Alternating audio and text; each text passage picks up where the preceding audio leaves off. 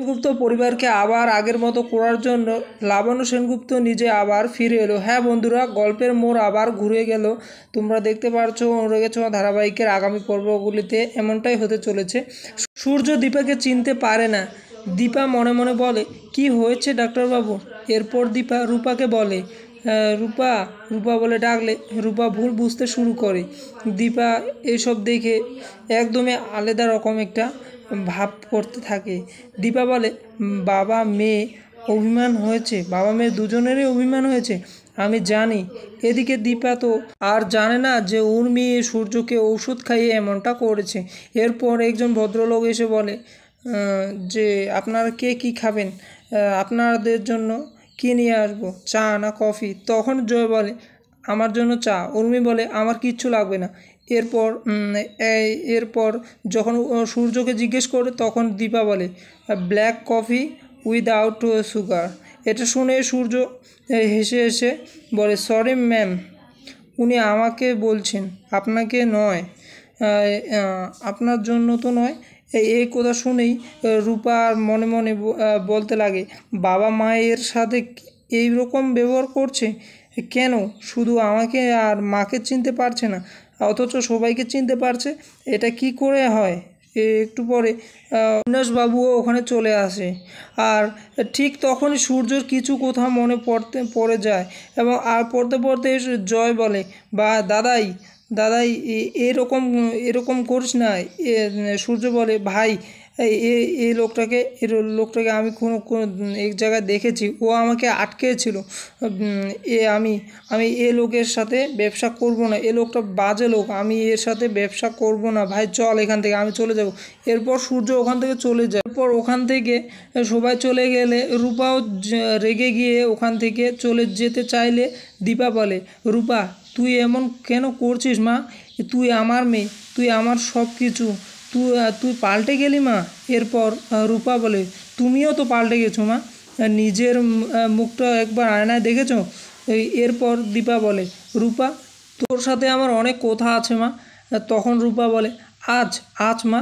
এরপর রূপা বলে, আজ বলছো? তুমি আমাকে একবারও দেখা করতে বলেছিলে, বলো। এদিকে সূর্যকে আবার বুঝে সুঝে ওখানে নিয়ে আসা হয়, যেখানে ডিল আর টেন্ডারের কথা বলা হয়েছে, যে ডিলের ব্যাপারে কথা বলার জন্য। এরপর দীপা মনে মনে বলে, এইসব কি ডাক্তারবাবু সত্যি সত্যি করছেন? আর সূর্যকে বলে, আমাকে চেনা চেনা লাগছে না? সূর্য বলে, আমি ওই লোকটাকে দেখেছি, আপনাকে নয়। এরপর সূর্যর একটু একটু করে মনে করতে থাকে যে আগের কিছু স্মৃতি চলে আসে। আর ঠিক তখনই সূর্যকে বেহুশ করানোর জন্য উর্মি সূর্যকে বলে, দাদাই ওষুধটা নিন, খেয়ে নিন দেখি। সূর্য বলে, কিসের ঔষধ? উর্মি বলে, তো এটা তো আপনি তো প্রতিদিন খান। সূর্য ওষুধটা খেতে চাইলে দীপা বাধা দেয়, যে বলে, কিসের ঔষধ, কি হয়েছে ওনার? উর্মি কিছুতেই বলতে পারে না। জয় বলে, এটা দাদাইয়ের মেডিসিন, ওকে প্রতিদিন খেতে হয়। তখনই রূপা মনে মনে বলতে লাগে যে বাবা কিসের ঔষধ খাচ্ছে, বাবা কি অসুস্থ? এরপর দীপা বলে, মানে কিসের ঔষধ সেটাই তো আমি জানতে চাই, প্লিজ কেউ কি আমাকে বলবেন? কেউ বলছেন না কেন, প্লিজ বলুন। কেউ কিছু বললে সূর্য ওষুধটা খেয়ে ফেলে এবং বেহুশ হয়ে আবার আগের কিছু কথা বলতে লাগে, যে আমি কিছুই জানি না, আমরা এখানে কেন, কি করছি এখানে? এটা শুনে তো রূপা দীপা দুজনেই অবাক হয়ে যায়। অন্যদিকে দীপাকে নিয়ে প্রবীরবাবু অপেক্ষা করতে থাকে, যে কখন আসবে আমার বড় বৌমা, যে ও আসলেই আমরা আবার আগের মতো হয়ে যাব। আর অনুজা ভুলটা বুঝতে থাকে, যে অনুজা বলে, অনেক কিছু বললে প্রবীরবাবু বলে, বড় বৌমা যদি ফিরে আসে তাহলে আবার সে আগের মতো হয়ে যাবে, আমাদের সেনগুপ্ত পরিবারটা ঠিক হয়ে যাবে। এদিকে বিজনেস নিয়ে লড়াই করতে থাকে রূপা, আর অপরদিকে জয়, উর্মি সহ পালক সহ ওরা সবাই। দীপা মনে মনে ভাবতে থাকে যে ডাক্তারবাবু কিসের ওষুধ খান, আমাকে আর রূপাকে মনে নেই ওনার, কিন্তু কেন? আর রূপাও তো আমার সাথে অভিমান করে ঠিক মতো কথা বলছে না। কি করব আমি কিচ্ছু বুঝতে পারছি না। কিন্তু আমি তো সব ছেড়ে চলে এসেছি এখানে, যে আমাকে ছাড়া সব ভালো হবে, সবাই ভালো থাকবে।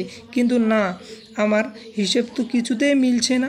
আমি এদের সবাইকে আমি সবার থেকে দূরে যেতে দেব না, কিছুতেই না। তাহলে তো আমার সব মিথ্যে হয়ে যাবে। আমার এতদিনের স্যাক্রিফাইসের কোনো মূল্যই থাকবে না। এদিকে উর্মি মনে মনে বলে, এই বাড়ি থেকে চলে যাওয়ার পর রাজরানীর পরিচয় পেয়েছি আমি, সেটা আমি আর কিছুতেই হারাতে